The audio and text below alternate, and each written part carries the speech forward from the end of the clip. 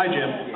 Quick two-part question. Where did the inspiration for Evie come from? Because she's kind of my favorite character in the whole series. Ivy, sorry. Ivy. Okay, Ivy. And the second thing is, I'm actually, and I was trying to have it done for the convention, a giant splash image of all the major and minor characters in the series.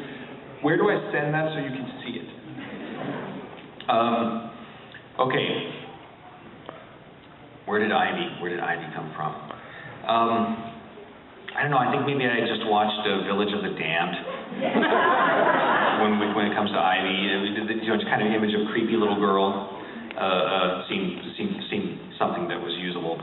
As far as where the idea came from the archive, I think they actually touched on a bit of it. Is that the archive is like a very, very, very, very, very, very grown-up version of Bob the Skull. The same kind of spirit of intellect that their job is to amass information. Only the archive has much greater bandwidth. As far as second part of the question, a giant splash image, like. Oh, and where do you send it? Yeah. Oh, okay. There's. I think you can probably just send it to my email, which is on the page. It's not really a private address.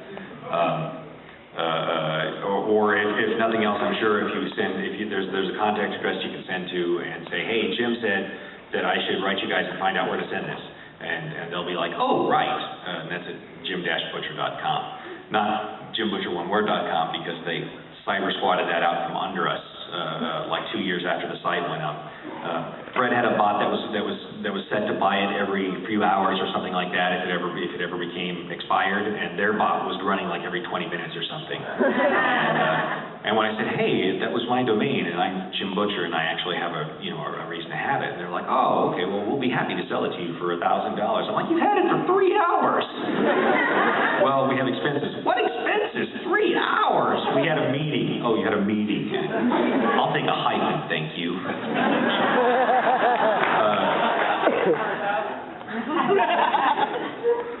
Next.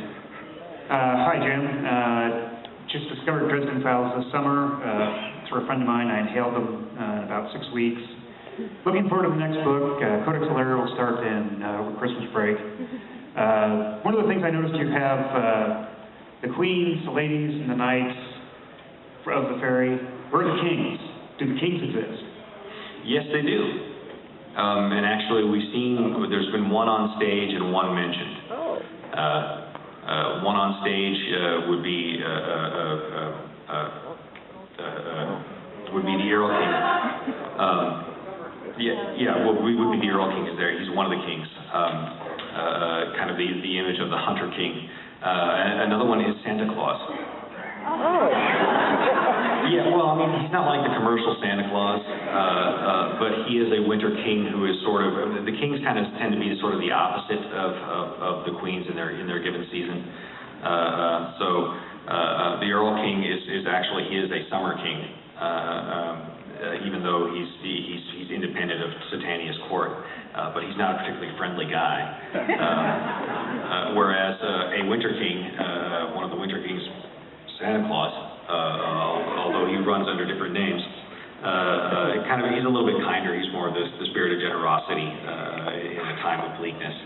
And I've got to have Harry ask Mav about him sometimes if she can roll her eyes. Yes. First of all, I'd like to tell any and all who have not read Changes to Cover Your Ears, this is sad news.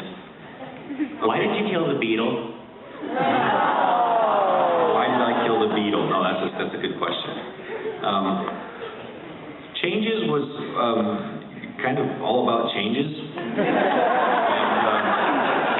One of the things that happened was this was going to be a time, I had planned this out ahead of time. This was going to be a time in Harry's life where he had to figure out exactly what was important to him in life. He had to find out, and really, when you get right down to it, pretty much every material thing he had got blown up, burned down, or otherwise taken away. But if you really think about it, he really hadn't lost anything super important. His car, sure, and that's, And I know exactly the folks who are like, how did you destroy it? I know what you mean. I've got the 1989 Firebird in my garage that was the car that my parents got me when I left to college, because I got in a college scholarship, and they had my college fund saved up and said, here, you know, and I got a Firebird. Very cool. And I won't get rid of that for anything. But really, at the end of the day, the things that he owns are not what makes him who he is. And that's what I was hitting on. Hi, Jim. I was one of the ones who stalked you at Buzzy Media yesterday, but you're still safe. One of the questions I had was, I'm one of the few, I guess, I actually really like the fact that you left it dangling at the end. I thought that was cool.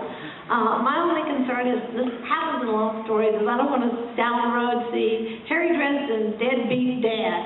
I still think he's going to slip, you know, out of Mav's hands, and I've always thought with these people that we send the child away for their own good. It never works out, you know. It didn't work out in this story, and it never works out. And they need to just, you know, the best protection that a child can have is their own parent who's got some muscle behind it, and he's got a great support group, so, and he'd make a great dad, so I'm just putting one in for Maggie.